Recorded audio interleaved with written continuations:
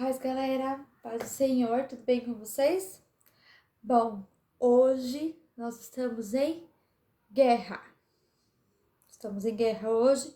Hoje a nossa lição é sobre as guerras do Apocalipse. Hoje nós vamos ver o que vai acontecer com Israel, com o Anticristo, com a besta e com o dragão. O nosso texto de referência hoje fica em Ezequiel 38, de 1 a 12. Vamos ler? Diz assim,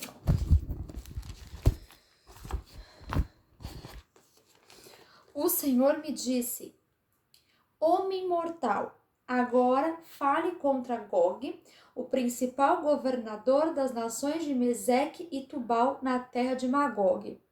Profetize contra ele e diga que eu, o Senhor Deus, estou contra ele, e o farei dar meia volta, porei uma argola no seu nariz e o arrastarei junto com as suas tropas para longe. Com os seus cavalos e os seus cavaleiros fardados, o seu exército é enorme, e cada soldado carrega um escudo e está armado com espada. Soldados da Pérsia, Etiópia e Líbia estão com ele, e todos têm escudos e capacetes. Todas as tropas das terras de Gomer e de Bet-Torgama, que ficam no norte, estão com ele, e também soldados de muitas outras nações. Diga que se prepare e que apronte todas as tropas que ele comanda. Depois de muitos anos, eu o mandarei invadir um país onde o povo tem vivido sem medo de guerra desde quando foram trazidos de volta de muitas nações. Ele invadirá as montanhas de Israel, que tinham estado arrasadas e desertas por tanto tempo, mas onde agora todo o povo vive em segurança. Ele e o seu exército e muitas nações que estão com ele atacarão como uma tempestade e cobrirão a terra como uma nuvem. O que o Senhor Deus diz a Gog é isto: quando chegar aquela hora, você começará a fazer um plano perverso. Você resolverá invadir um país desarmado, onde o povo vive calmo e seguro, em cidades sem muralhas e sem defesa. Você assaltará o povo que vive em cidades já arrasadas e roubará o que há nelas. Os moradores dessas cidades foram tirados do meio das outras nações e reunidos num lugar só, e agora possuem gado e propriedades e vivem no centro do mundo. O nosso versículo do dia diz o seguinte, fica lá em Zacarias 12, 11. Naquele dia será grande o pranto em Jerusalém, como o pranto de Hadad-Rimon no vale de Megiddo. Bom, como eu disse, hoje a nossa lição é sobre as guerras do Apocalipse. Vamos entender melhor sobre isso. Deus, pela sua soberania, convergirá todas as coisas em Cristo. Ou seja, seus propósitos serão realizados. As duas guerras em questão mencionadas no Apocalipse têm o intuito de fazer Israel reconhecer Jesus como Messias e destacar a vitória do povo escolhido sobre as demais nações da terra. Porque, como nós sabemos, judeus não reconhecem que Jesus é o Messias. Não reconhecem que Jesus é filho de Deus. E através dessas guerras, eles vão reconhecer e vão clamar por Jesus. A Guerra do Armagedon. Esta batalha acontecerá no final da grande tribulação, quando as nações da terra perseguirem a Israel. E de maneira sobrenatural, Deus dará vitória ao seu povo. Como falamos anteriormente, enquanto a terra estará em confusão política e profunda crise, a igreja estará no céu, aonde? Nas celebrações do quê? Da boda do Cordeiro. Vimos na lição passada.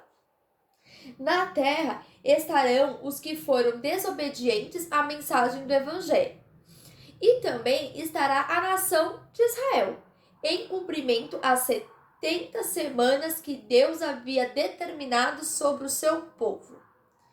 Com o arrebatamento da igreja iniciará a última semana de Daniel, sobre a nação de Israel.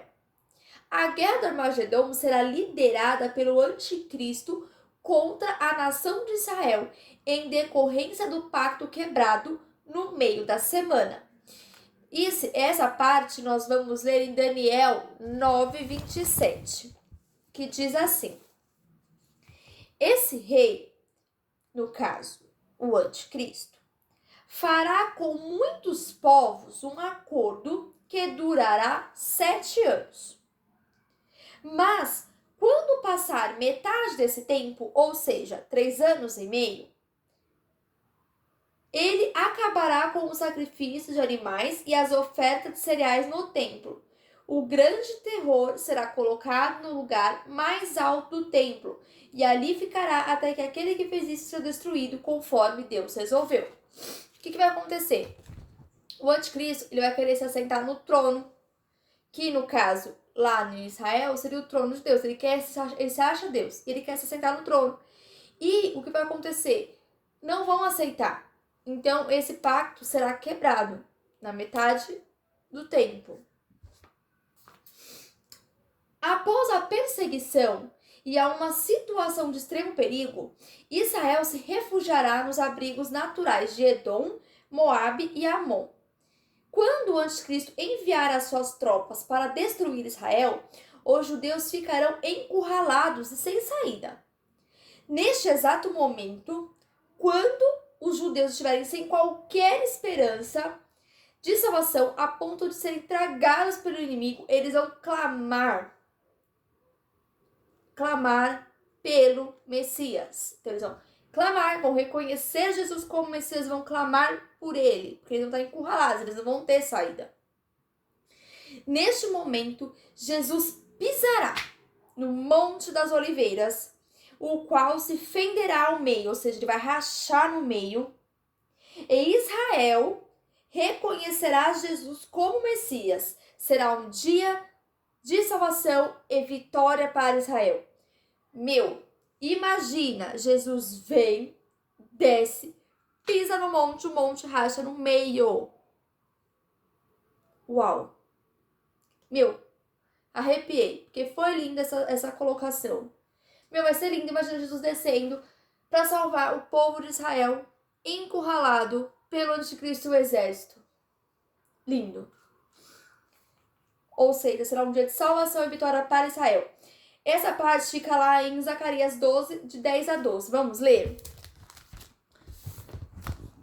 Diz assim: naquele dia, espalharei o espírito de bondade e de oração sobre os descendentes de Davi e sobre os outros moradores de Jerusalém. Eles olharão para aquele a quem atravessaram com a lança, ou seja, Jesus, e chorarão a sua morte com quem chora a morte do filho único. Chorarão amargamente com quem chora a morte do filho mais velho. Naquele dia haverá tanto choro em Jerusalém como o choro que há na planície de Megido pelo deus Hadad-Rimon. Todas as famílias do país chorarão. Todas vão chorar naquele dia. A guerra de Gog e Magog. Quando lemos em Apocalipse 20, versículo 8, percebemos que essa guerra acontecerá após o período denominado de milênio. O que é Gog e Magog? Gog é o príncipe da terra de Magog, vindo do norte nos últimos dias para lutar contra o povo de Deus. Vemos, portanto, neste contexto que a designação Gog e Magog, a princípio, são nomes bíblicos para as nações que se rebelam contra Deus e são hostis ao seu povo. Então, essa é a dominação. As nações têm esse nome. Satanás enganará as nações. É interessante notar que essa guerra principia com a soltura de Satanás, que depois de ficar preso por 1000 anos, agora, usando de astúcia, começará a enganar nações. Mesmo depois das nações desfrutarem de 1000 anos de paz, muitas nações se rebelarão contra Deus fazendo guerra. Quando observamos lá em Apocalipse 20, versículo 8, vemos que o número dos que aderiram a essa rebelião é incontável. João diz que o número era como a areia do mar. A gente não consegue contar a areia do mar, certo? Este número foi o suficiente para avançar por quilômetros a ponto de cercar a cidade de Jerusalém. Imagina quantas pessoas serão para cercar uma cidade inteira. Esta será a última vez que haverá uma batalha sobre a terra, pois depois disto o reino de Deus será instaurado através do novo céu e da nova terra. A última guerra vai ser essa. Vamos ver o porquê. A vitória de Cristo. Mesmo diante de um número tão expressivo de rebeldes, a vitória é certa para o povo de Deus. Acho que eu já ouvi essa frase em algum lugar, a vitória é certa. O fracasso deste último intento com Deus e com os remidos chega ao ápice, quando, de uma forma sobrenatural, desce fogo do céu e devora todos os rebeldes. O fim da tríade satânica que atormentava na grande tribulação será o lago de fogo e enxofre, conforme registrado em Apocalipse, versículo 10. O que se vê aqui não é o aniquilamento total destes seres do mal, mas uma prisão eterna de tormento. Eles serão jogados no lago de fogo e de enxofre. Eles vão sofrer o resto da vida deles. O que aprendemos com essas guerras? Essas guerras escritas no Apocalipse nos revelam que o plano de Deus está acima da compreensão humana. Por mais que os intentos do mal queiram dominar a terra, Deus sempre terá a vitória para o seu povo. Sempre. A ingratidão das nações. Uma das razões para a batalha de Gog e Magog está na ingratidão demonstrada pelas nações. As pessoas passaram por um período de paz, gozando de um momento de alegria, mesmo após intensas catástrofes que assolaram a terra. Mesmo diante desses tempos de benevolência, se revoltarão contra Deus, seduzidas pelas palavras de Satanás. Ou seja, depois de passar tanto tempo na paz, tanto tempo com Deus dando essa graça para eles ainda vão se revoltar contra Deus. Olha isso. O homem é complicado. Os planos de Deus jamais serão frustrados. Esta verdade foi dita pelo patriarca Jó, depois de passar por um período de perdas significativas. E quem já leu o livro de Jó sabe o quanto que Jó perdeu. A passagem de João diz que Jesus veio para os judeus e eles o rejeitaram.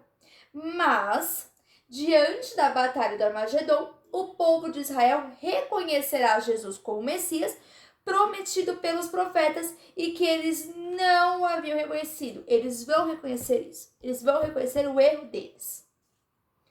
Hoje, o termo Armagedon passa a ser usado para indicar a batalha final e decisiva, com grande mortandade e de vasta proporção territorial. Mas, quando falamos da questão escatológica, não podemos esquecer que essa batalha acontecerá no fim da grande tribulação, inaugurando um tempo de paz denominado Milênio. As guerras do Apocalipse mostram não somente o controle de Deus na história, como também o poder dele sobre os seus inimigos. Deus tem o controle de tudo. Tudo. Teve um tempo que o anticristo que Deus permitiu que o anticristo fizesse o que ele vai fazer aqui na terra, certo? Vai acontecer o quê? A perseguição contra Israel, mas Deus vem com a vitória. Ele vai descer e vai trazer a vitória para o povo dele e vai salvar o povo dele, porque Deus sempre salva o povo dele. Sempre. A guerra do Armagedon é um tratamento de Deus para com Israel, porque é dessa forma que eles vão reconhecer Jesus. E a de Gog e Magog é o fim dos inimigos de Deus. Gente, na lição de hoje nós vemos o quê? Que Deus é Deus. E onde Deus está, o que acontece? A vitória. A vitória é certa. Como vemos aqui na lição e como o nosso pastor fala muito isso. Então, que nós devemos entender que Deus tem o controle de tudo. Tudo está debaixo das mãos de Deus. Não cai uma folha sem Deus deixar.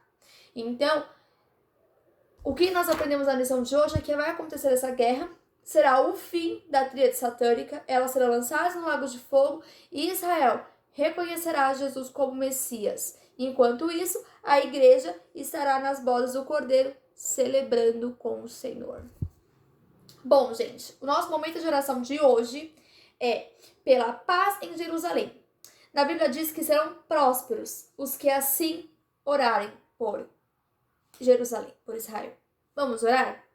Senhor Deus, meu Pai, muito obrigada por mais essa noite, por mais essa manhã na Tua presença. Muito obrigada, Senhor, pelo Teu ensino, pela Tua palavra, Pai. Senhor, neste momento nós queremos colocar a nação de Israel na Tua presença, Senhor. Senhor, que o Senhor possa estar com essa nação, que o Senhor possa visitar a cada pessoa, que o Senhor possa, Senhor, protegê-los, Senhor. E que sim, Senhor, que eles venham reconhecer o Senhor como o Senhor, o Salvador, que Jesus é o Messias, Senhor. Nós oramos para que seja uma nação próspera, que o Senhor venha estar com eles, Senhor. É o que nós pedimos e agradecemos. Em nome do Senhor Jesus. Amém. Galera, muito obrigada pela aula de hoje. Vou ter uma perguntinha surpresa para vocês. Nós estamos chegando no final da revista, tem mais...